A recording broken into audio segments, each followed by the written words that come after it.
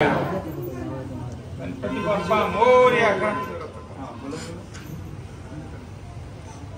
गणपतीच्या आगमनाच्या तुम्हाला सगळ्यांना शुभेच्छा आणि प्रार्थना याच्यासाठी की कुणी आजारी पडू नये, पडलं तर लवकर बरं. आपण गणपतीला कशासाठी बसवतो? तू माझ्यावर संकट येऊ देऊ नको, पण तसं होऊ शकत नाही. गणपतीला प्रार्थना याच्यासाठी करायची की आलेल्या संकटाचा सामना करण्याची शक्ती मला दे, त्याच्यातून लवकर आपण बाहेर पडू शकतो. एक नवीन गोष्ट घेऊन आलो यावर्षी. आम्ही बसवत नाही गणपती, पण यावर्षी बसवलाय. दवाखान्यामध्ये ना जी या दवाखान्यात येणारे लोक आहेत त्यातल्या 50% लोकांची प्रॉब्लेम्स हे तंबाखू, दारू आणि टेन्शन. त्याच्यामुळे आम्ही एक नवीन नारा तयार केला.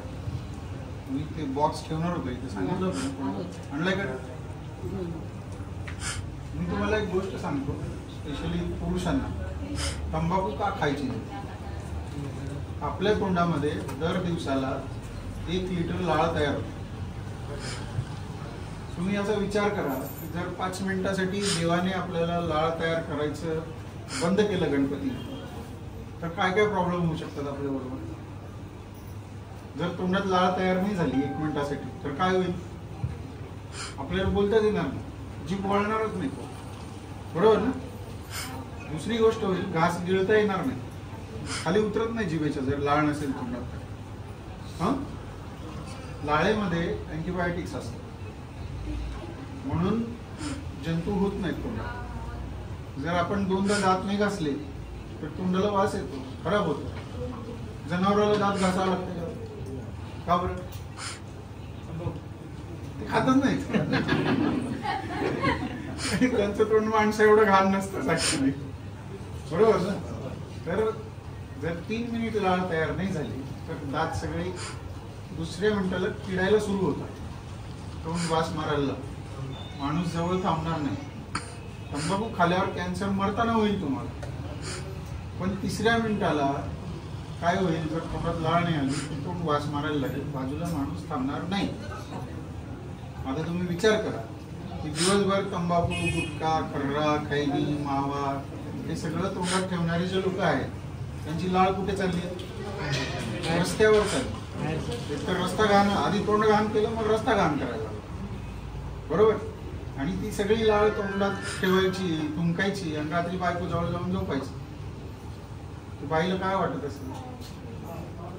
आपल्या देशात हे संस्कार नाही आहेत की बायको नवऱ्याला सांगेल तू करू नको, तुला दे घेऊन ये. तुम्ही अमेरिकेत जा बरं, असं केलं तर दुसऱ्या दिवशी सोडून जाते ती लगेच. आपल्या इथे दुर्दैवाने असं होत नाही, पण त्यांना वाईट वाटत राहतं, आयुष्यभर वाईट वाटत राहतं त्या गोष्टी. म्हणून मी त्या पुस्तकात लिहिलं आहे बघा, धडाच इथे हे बघा, तंबाखू आणि पचन संस्थेचे आजार. तंबाखू खाल्ल्यानंतर ते बायकोला आवडत नाही, जवळ झोपता येत नाही, पण त्यांना तुमच्याबरोबर आयुष्य काढावं लागतं.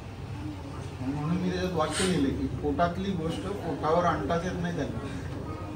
म्हणून आम्ही एक नारा तयार केला, तो असा आहे की तुमचा आजार बरा करायची जबाबदारी आमची, व्यसन सोडायची जबाबदारी तुमची, अन्यथा तुमची बर्बादी करायची जबाबदारी त्याची. बोला गणपती बाप्पा आमच्या घरी मुक्कामाला या. मला सगळ्यांना विनंती आहे की आजपासून तंबाखू खाणार नाही आयुष्यात, काही झालं तर. असा पण करायचा आणि ह्या डब्यामध्ये तंबाखूच्या गुटख्याच्या पुड्या आणून स्वतः होऊन सोडायच्या. कारण सांगतो मी तुम्हाला, 2 मिनिटांनी ठेवा. जी गोष्ट आपण आपल्या मुलांना, आई वडिलांना, बायकोला, पोराला करायला सांगू शकत नाही ती आपण का करायची? त्यांनी काय आदर्श सांगायचा? म्हणून सगळे 28 करोड लोक भारतातले तंबाखू खातात आणि त्याचं कारण हे आहे की नाही खाल्लं तर करमत नाही, नाही खाल्लं तर झोप येत नाही, नाही खाल्लं तर संडासला येत. 10 रुपयाचा 5 रुपयाचा तोटा ठरवेल का मला करमेल का नाही करमेल? चुकीचं आहे. म्हणून ज्यांच्याबरोबर आपण आयुष्य काढतोय त्यांना ती गोष्ट आवडणार नाही. त्या एका गोष्टीसाठी आज जे जे खातात तंबाखू त्यांनी गणपतीला प्रसाद म्हणून अर्पण करायची ती गोष्ट, म्हणून गणपती बसवलाय. गणपतीच्या पाया पडल्याने गणपती पावत नाही, गणपतीचं काम केल्यावर नक्की पावतो. मुळात ही कविता लिहून दिली बघा मी, तुम्ही आजारीच पडू नये आणि पडलं तर लवकर बरं व्हावं. त्याचं पहिलं औषध आहे तंबाखू आणि दारू सोडणे. या गणपती उत्सवात आपल्याला एवढीच प्रार्थना करायची आहे. त्याच्यासाठी तुम्हाला शुभेच्छा. गणपती बाप्पा झाले.